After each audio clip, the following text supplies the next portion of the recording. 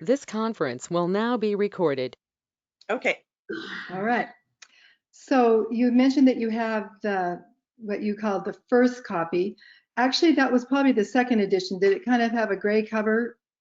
I mean, I'm assuming it did. The first cover only sold about 500 copies. So let me just give you a little background. I think it might be helpful for everyone to know where this book's coming from. And actually, what I'm going to be presenting tonight is what Rona asked me to do was about medical preparedness. She said that there was a lot of interest in that. And so I'm going to do that, but I did want to give you a little background. My husband, Jack Spigarelli, wrote the Crisis Preparedness Handbook, and he actually wrote it back when we had little kids in the 1980s. And he was able to, he just devoted a lot of time, and probably 3 years to it. And during that time, we were really poor because he was writing a book, and then finally he had to finish it up, and he kind of came back to it. So he did the first copyright in 1984. And then after 9/11, he thought maybe this book had a place because we were now facing something we'd never faced as a country.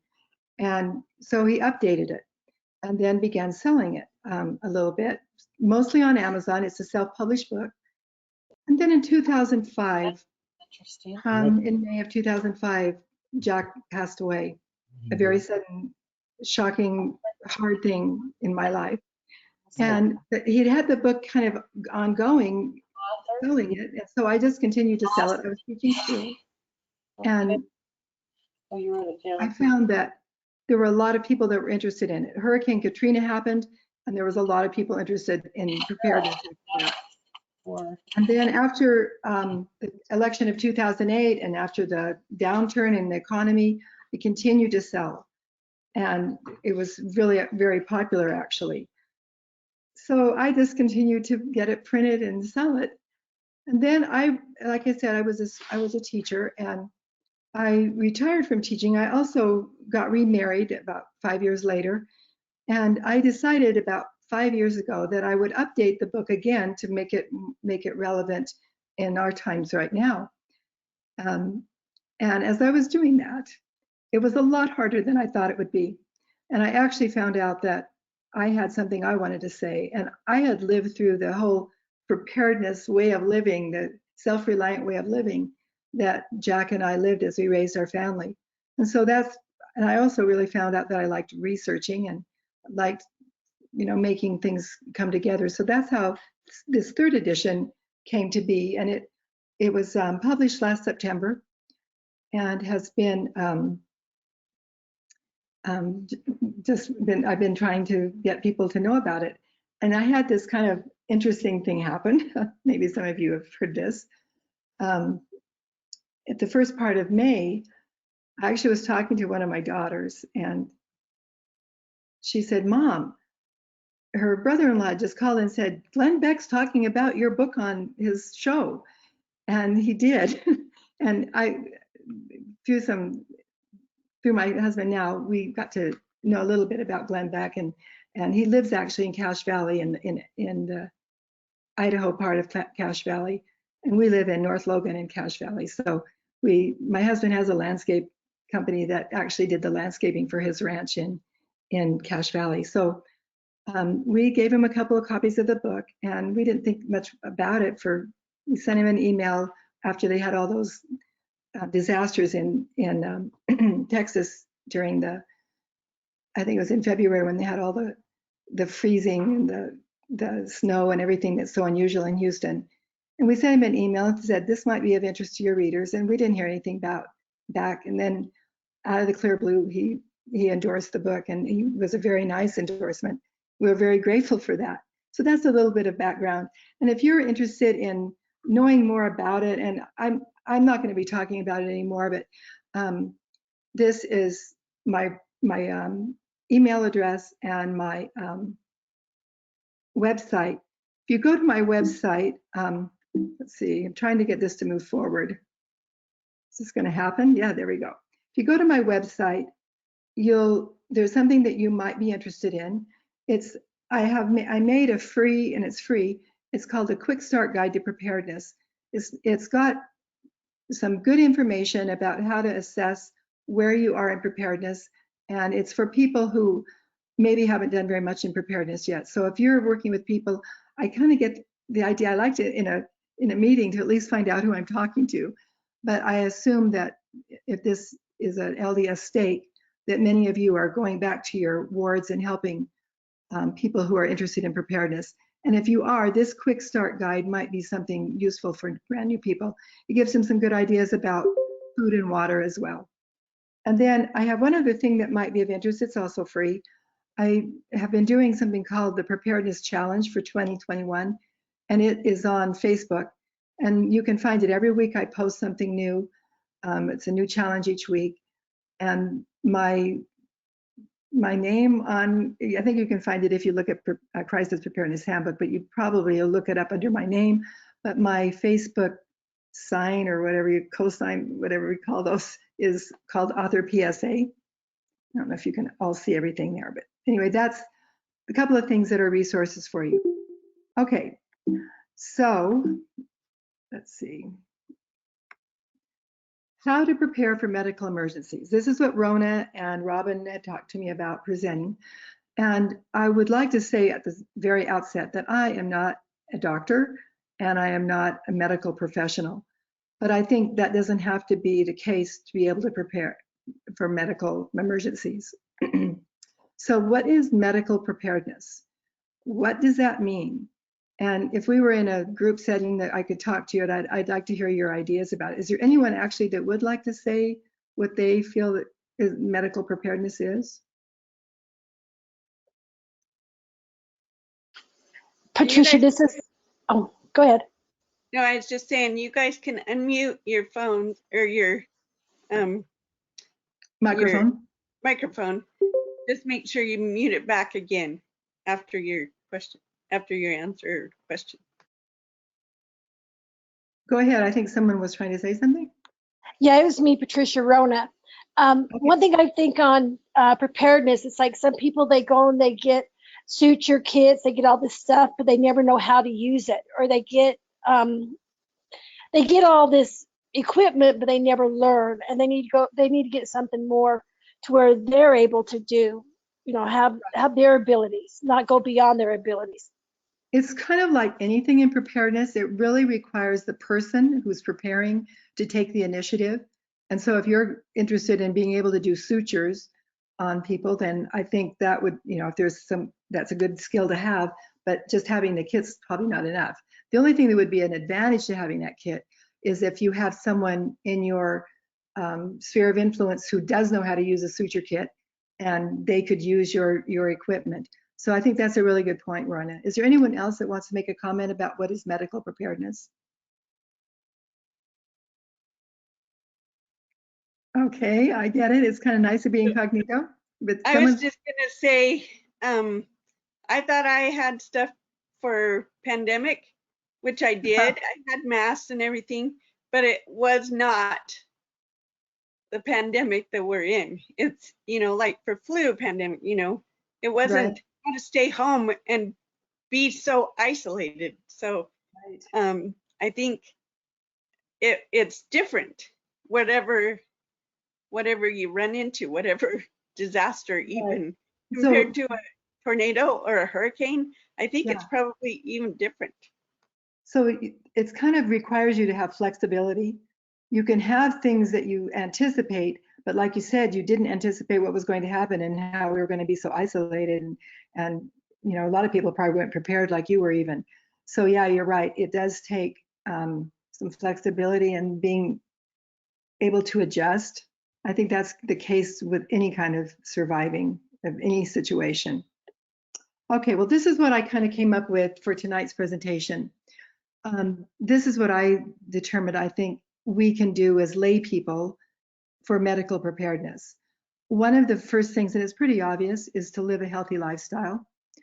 Another one is to make sure that our sanitation stockpiles and our knowledge is in place. Another one is maintaining a safe water supply. I think you can see that if we have bad sanitation, or sanitation could be a real problem fast and could become a medical crisis. Same thing with the water supply. If it's contaminated, it could become a medical crisis. So we want to make sure we take care of those two things. All these first three things, living a healthy lifestyle, sanitation in a crisis, maintaining a safe water supply, those are all preventative things that keep us from having medical emergencies.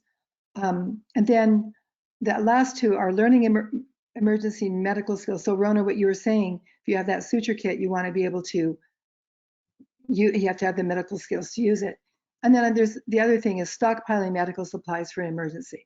Okay, now I promise there will not be a bunch of slides with a lot of words on them. But I did want to let you know where we're headed on this presentation.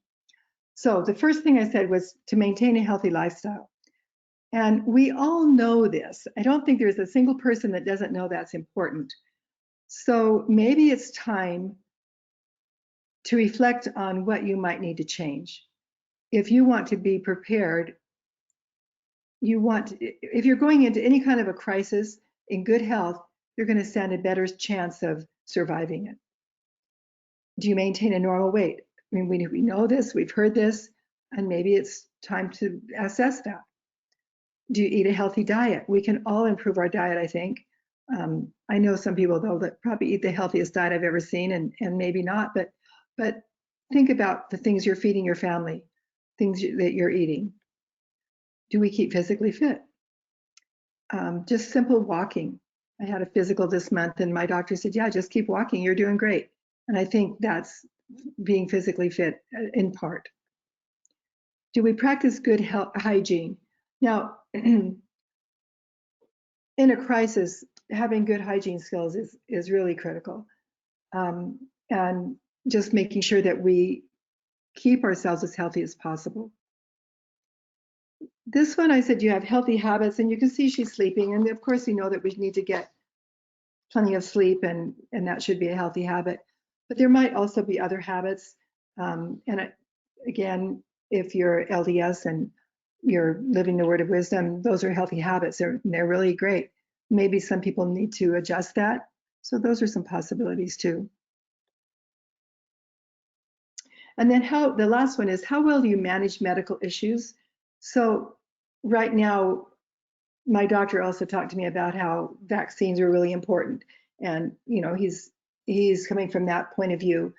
And I know there's different points of view out there. We hear about it frequently on the news, and we know people that, and maybe you're one of them, that doesn't feel that strongly about vaccines. But there's other medical issues, like making sure that if you have a heart condition, that you have plenty of your blood pressure medicine or your other meds that you need, so that if you go into a crisis, you have the medications you need. I've got a granddaughter that has type 1 diabetes. I'll be honest, I'm worried about her if there's a problem.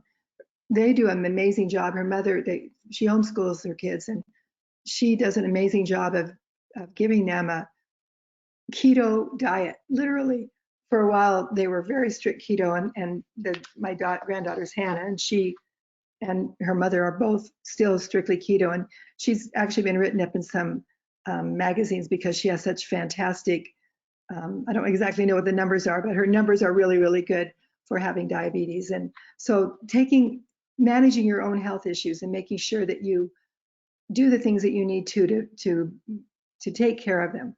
And you probably know people, I know people who are supposed to be doing something, the doctors told them, and they're not really doing it. So that's something to at least be thinking about.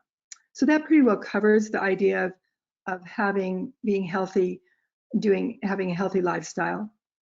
The second area is, like I said, sanitation. And medical preparedness actually kind of begins with sanitation. It's really an important part. And I think all of you got handouts. And on the handouts, there's one on sanitation. I'm hoping that you have it.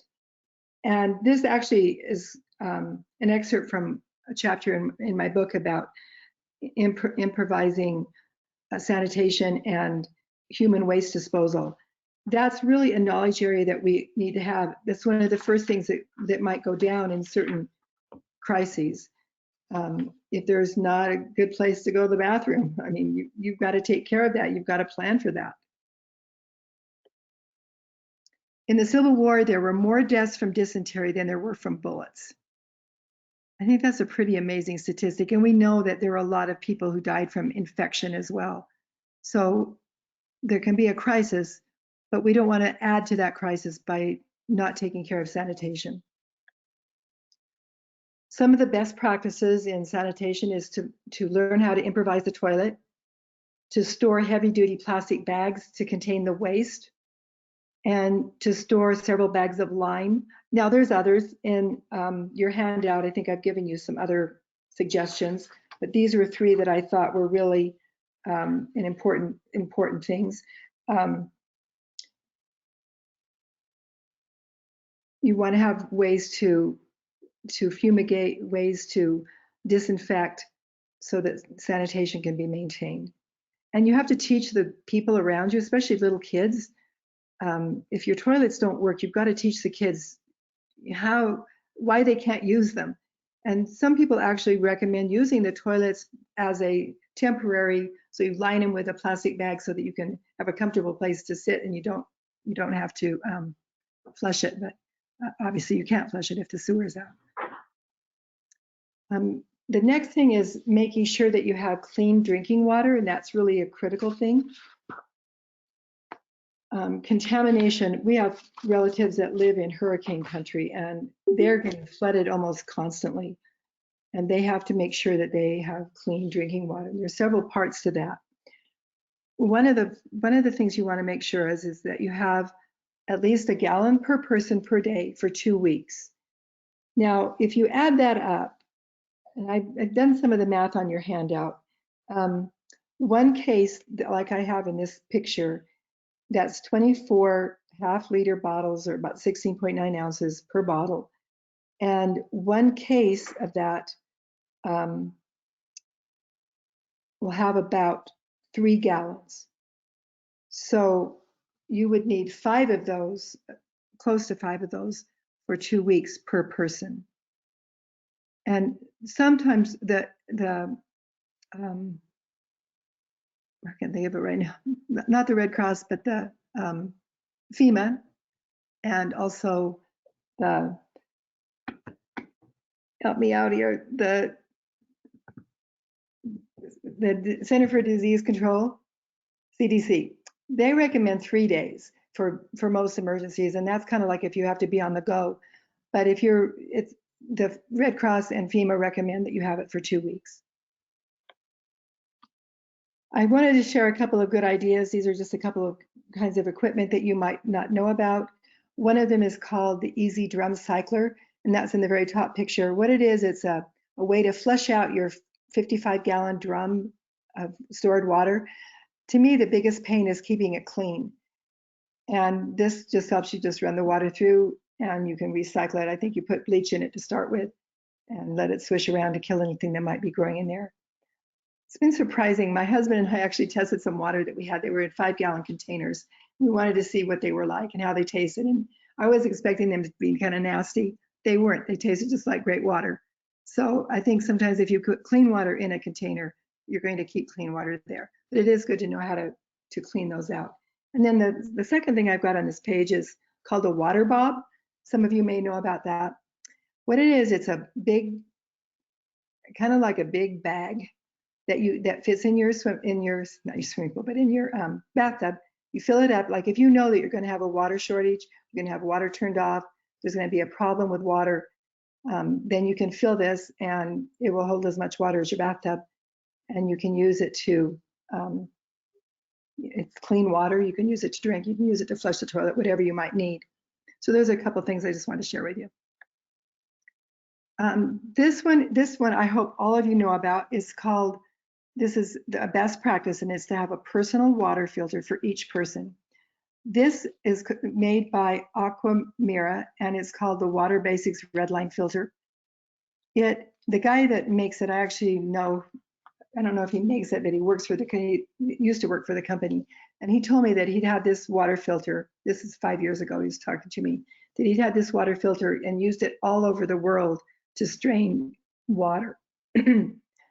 The nice thing about it is it's sold on the Provident Living website for food for preparedness.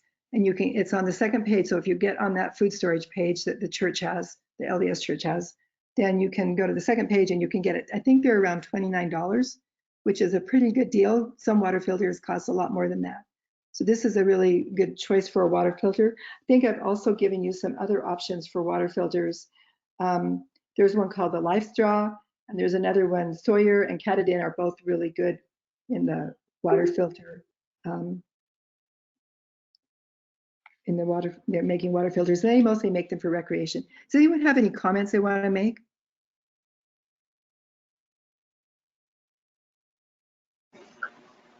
I just went and looked up, and it looks like all of the easy drum cyclers are all sold out or not available anymore. Did you look it up on Amazon? Yeah, that's where I looked it up, and it said it was all gone. I think that you might find it from him directly, but maybe not. He may be behind on his manufacturing. He actually lives here in Utah. Okay. But you know, Thank you. a lot of preparedness things are are gone, and the prices are higher too. But the water, I think you can get this Water Basics filter right now on the website. I looked at it today, and I think it's available. But if your people in your wards don't know about it, I would highly recommend it. I mean, I think this is also the water filter they give missionaries. Don't quote me on that, but I've heard that. No, I'm talking about the easy drum cycler. Yeah, I know you are. Yeah, Okay. But keep checking back, because I know that if he's out of stock, he's trying to make them. And he may be Sounds having good. trouble getting them manufactured, you know. We have a lot of that going on right now. Has anybody else got any more questions?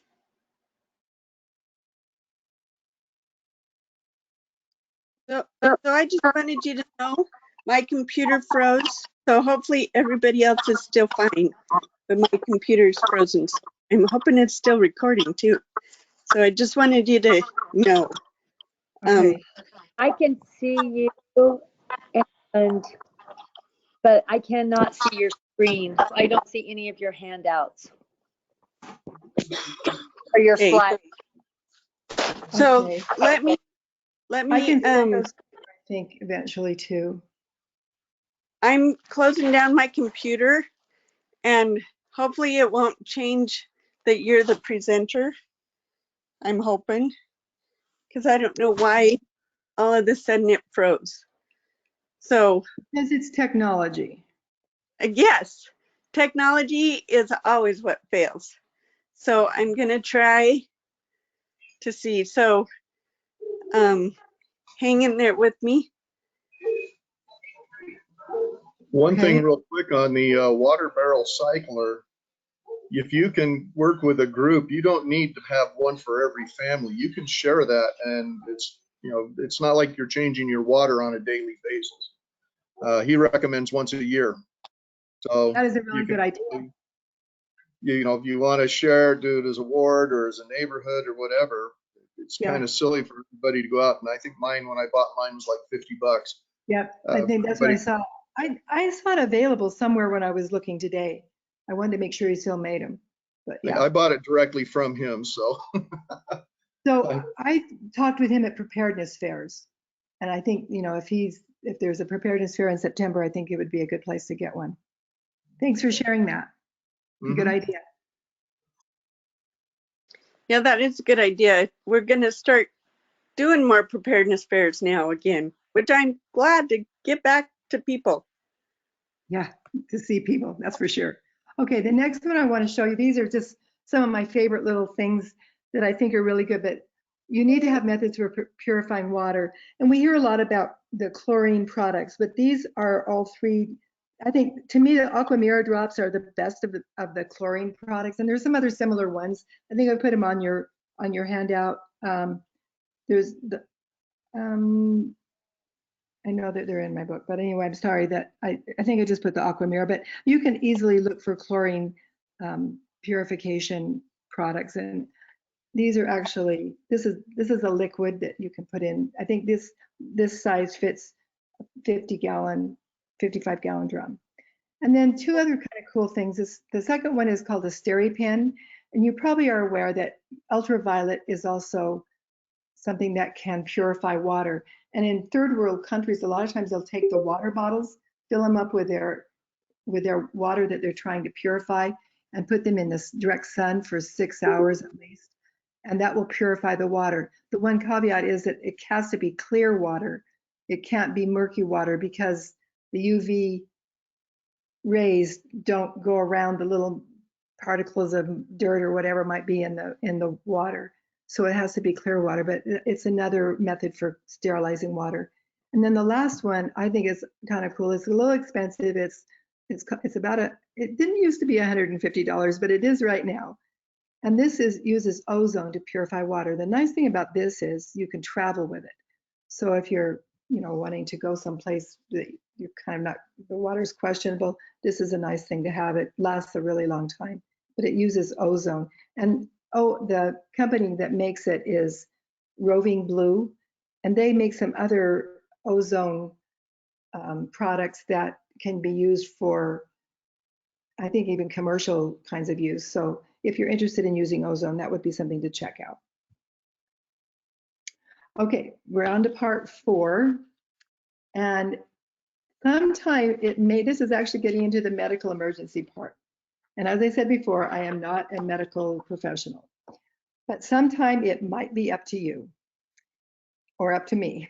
And our knowledge is going to be what gets us through. So this is the next part. And I've got a couple of resources I think that are really excellent, and I highly recommend that you get them. We'll talk about that in a minute. Best practice is to actually, and someone was saying, if you have a suture kit and you don't know how to use it, well, that's true. So learning basic medical skills is really critical.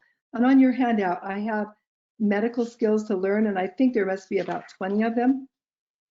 You don't have to learn all of them, but there might be some there that you already know, some that you might be interested in learning, some that would be helpful for you to learn that you could learn, or maybe you know someone that could teach you. So the first basic thing is to learn basic medical skills. Any comments about that? It's probably a no-brainer. Yes, go ahead. Take CERT, because you learn a lot of medical basic skills in CERT. Not that we have one scheduled, but I totally encourage everybody. That one class empowered me to help my family. Yep. That was what's so great about it. Thank you very much. And that was Robin, right? Yeah. Yeah. Yeah. That's an excellent thing. Okay. Any other comments about medical skills? Any experiences that you've had? Rob, share yours. Stop the bleed. Take that class. It's free. Also, if you want to learn CPR, go to pushtosurvive.org. It's a online video training class done by Unified Fire and Salt Lake City Fire. Takes about 10 minutes. Just a little statistic on that. There are more people saved by people doing CPR that are not certified than there are by people that are certified. So even understanding the basics will help you save a life if you ever need it. Thanks. That's interesting. Tell us one more time those references. Okay, it's called Stop the Bleed. And I actually took it for my birthday a few years ago. Robin, you can probably remember when they had it there at the TCEM. The other one is pushtosurvive.org. And it's a online video done by both Unified Fire and Salt Lake City Fire as a way to train people in basic CPR and how to save a life.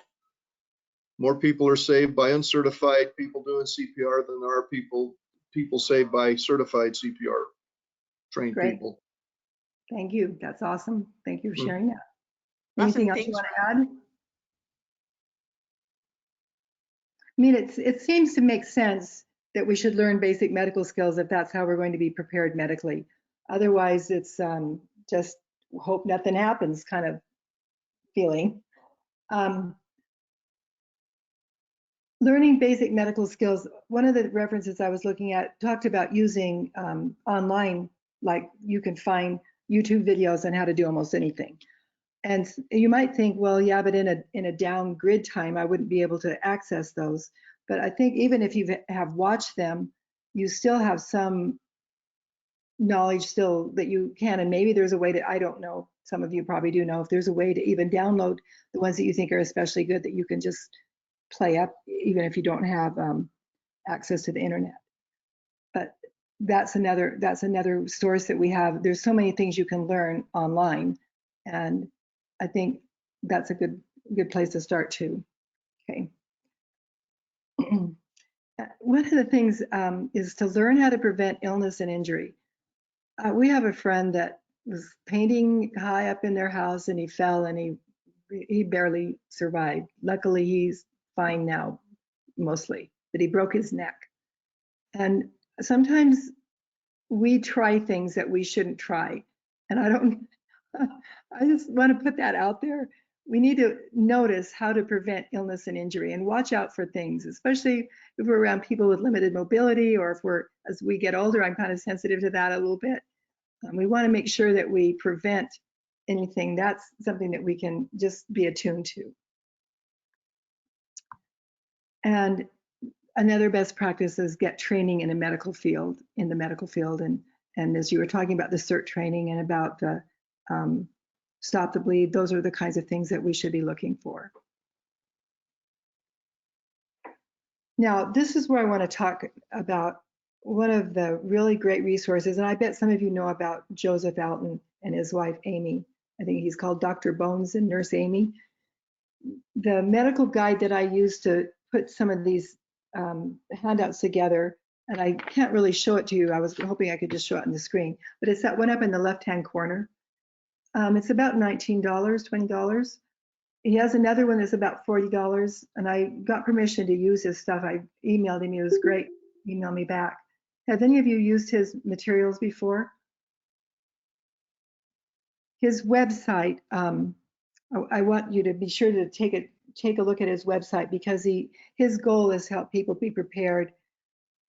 I think his other book is called Survival Guide When Help Is Not on the Way. I can't remember exactly the title of it, but he is a great resource. Dr. William Forgy also, he's been around a long time. His first book, I think, was called Wilderness Survival, or maybe it's called Wilderness Medicine. And this is his more updated book. And he also has a lot of field experience and a lot of good ideas about how to be medically prepared, getting the knowledge that you need. And then I think Dr. Alton also says that you should have a good medical library. He recommends that you have a human anatomy book. I put this one up because it was like the most popular one. I've seen it before. But also, there's I think this would be kind of cool. It's a coloring book on anatomy, and it's not like for little kids, but it's an anatomy coloring book. So it really gives a lot of information that you can kind of be interactive as you're learning it. I thought was an interesting idea. And then the physician's desk reference, this comes out, I think every year it's updated, or every few years it's updated with the latest information. This was a 2017. And there's plenty of other books. This is just an idea to get you thinking about what references you might want to have. So one of the things that I've done is I've gone to DI and found old family physician books.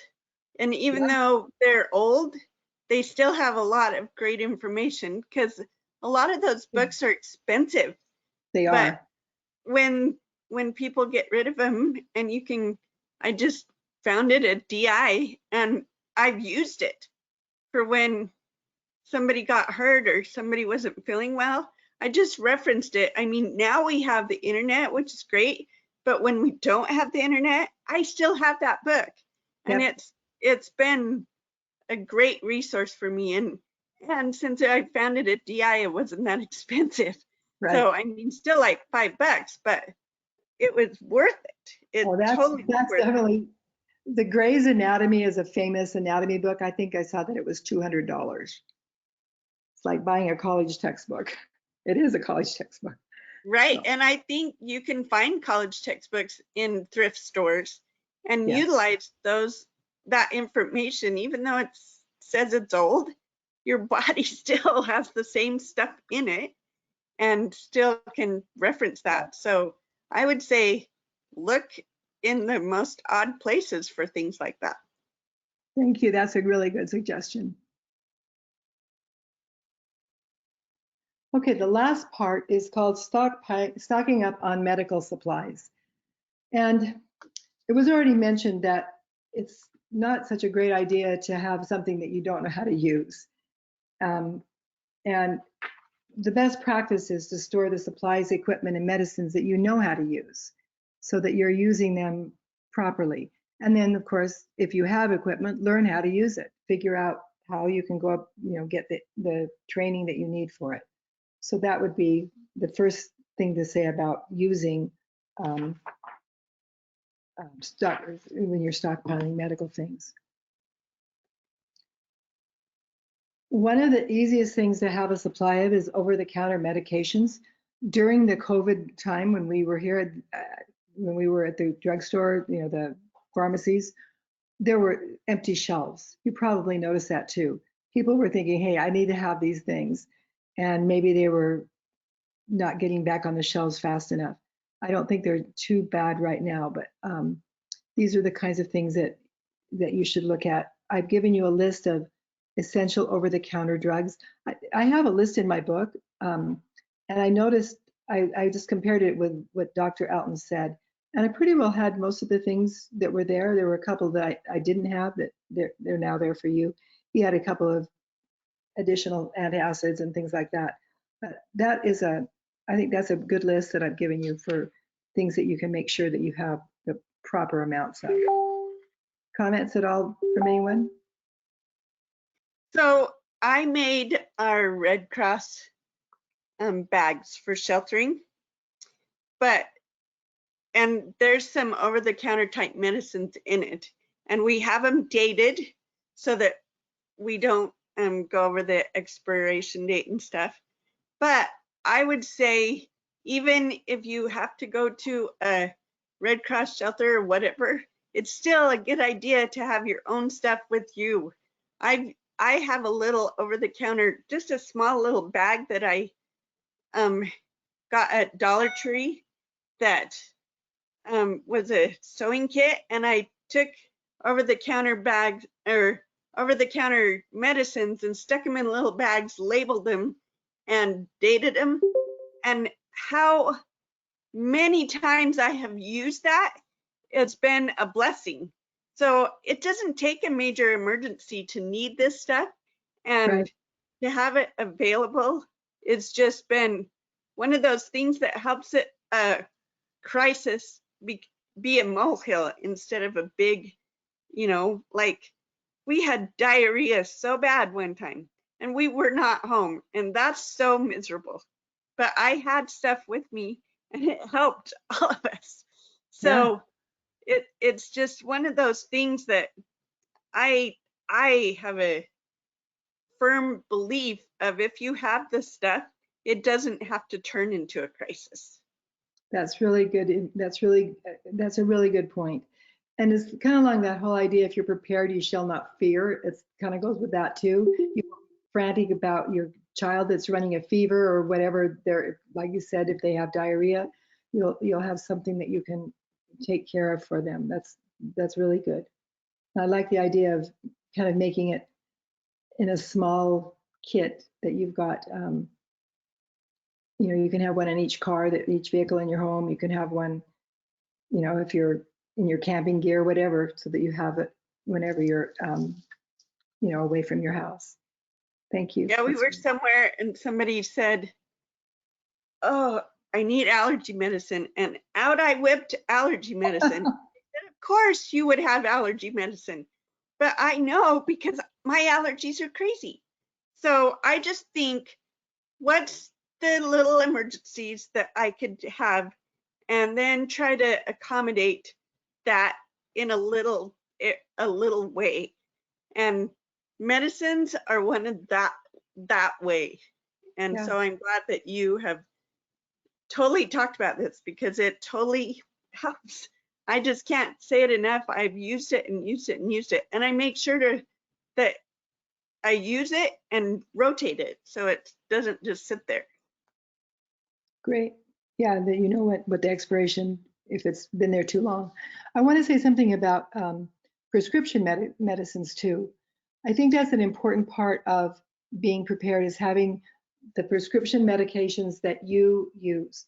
And I know that a lot of times it's hard to get more than 30 days. Occasionally you can get 90 days out. But I think if you can, it's probably worth it to talk it over with your doctor and tell him that you're concerned that you want to make sure you have a month's supply beyond what you have, or maybe however much you think you can getting to agree to. I think that's something we should always make sure we have, as well as those prescription medications. When you're getting down to the very last, if you take something because of a chronic situation, you don't want to be caught without it. Sometimes it can be a life or death thing for you if you don't have them. So, and I think most people that take prescription medications like that are aware and always trying to keep on top of it because they know they need them.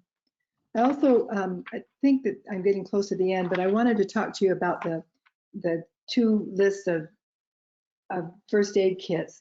The very first one is an individual first aid kit, and this is from the book that I was telling you about, the Ultimate Survival Medicine Guide from Joseph Oughton and his wife, Amy. There might be some things on there that you don't know what they are, and I don't think that you need to worry about getting them, but there might be some things that you don't know if you don't know what they are, or if you give this to people, and you're welcome to do that. He'll give you permission. He was really nice about just giving me permission to use it and share it with you. But if you're not sure exactly what things are, find out what they are, or and like I said, learn how to use them. Sometimes you wouldn't think to have a pen light, for example, or or a solar blanket, and I thought, okay, I know what a solar blanket is, and I was thinking that might be to prevent shock, but there might be all kinds of things you might use it for in a medical situation. This is just what he recommends. And as an individual first aid kit, he recommends that everyone in your family have this. So I guess if you pool your resources, you'll have a lot of stuff, and you have to decide what really you want to do. This is just his recommendation. And then the family first aid kit, the idea is everyone has their individual kit, and it's maybe in their emergency evacuation kit, but then you have a family first aid kit. There's a lot of things on here too that are duplicates of what was on the first one, but again, getting the knowledge that you need to be able to use them. Okay, I think that really is the end of what I have to share. I just want to know if any of you have comments or suggestions or things that you would like to add to help the group. So I was just gonna say, thank you for adding the dental first aid kit. Yeah. Because we don't think about that. Like, for a while, all of us couldn't go to the dentist, yet we still had teeth problems, so that's a good thing. Like, you would think I would have thought about it, because I do think about preparedness, but I didn't. So awesome. There's some things on there that I don't know about, like clove bud oil. I've never heard of that, but I could Google it, I'm sure. But I just thank you for including that, because I just haven't thought, oh yeah, our teeth are just as important. Yeah. Anyone else want to say something?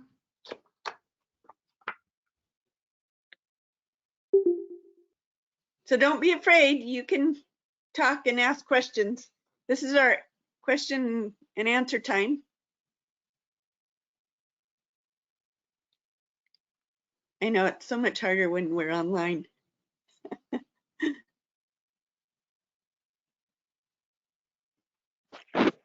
This is Cindy. I just wrote a chat to you, but I did not get the handouts. I am not in your stake, but I appreciate you letting me join you. I'm trying to get our stake in Idaho to get moving. Is there a way to get the handouts? Yes. So I'm gonna put my email address in the chat, and you can email me. Okay, and that would be great. The handouts that she sent. That would be awesome. Thank you so much. I sent it for everyone. Oh, awesome, Rob. you ordered the book, I think I'm gonna too, because even though I have the first one, I think I'm excited for the new revised one. Thank you. I also went and ordered the book after I listened to Glenn Beck. He had mentioned it just a couple of weeks ago. So I went in and ordered the book so I could have that. And that was one reason why we wanted to get you on here, is because I was it was very impressive to what you had to say. Thank you. And everybody's needing it. And I think it's wise to have hard copy, like all the stuff that the stuff that she sent tonight, valuable for when we don't have the internet, which could be any time. So I'm in a class right now and we keep talking about how to communicate. We're so hooked to our computers and our cell phones, and there's just got to be ways for people to communicate. So that's our other preparedness trick that we need to do. So print That out is your really stuff, important. get the Yeah. books. I actually have a chapter on of that in my book, and it is worrisome because we've become, just even since my husband died in 2005, the phones we had in 2005, I don't even know that I had one when he died, but they were just so different than what we have now. We have this computer and our phone, and we've become so reliant on it. So there's other alternate kinds of communication that we used to do back in the day that we probably still need to be having an access to. Right. Well, thank you very much for inviting me. I hope it's been helpful to some of you, and hopefully you gain something from it. Yes, I totally have, and I've been preparing for a while. So the information that you shared, thank you so much. I'm excited to get your book. There is her email address and the website. And also, let me know what you would like to see for our collaboration meeting. So remember, we won't be doing July, but then hopefully in August we'll be able to. Probably you know that September is national, or at least I know it is in Utah, but I think it's National Preparedness Month. So I would imagine there's going to be some, a push by a lot of people to help with preparedness. Exactly. And I think they might have their preparedness fair this year. I don't know. They had it online last year and it just wasn't quite the same. So, Yeah. Okay. Thank you so much. I'm going to stop the recording.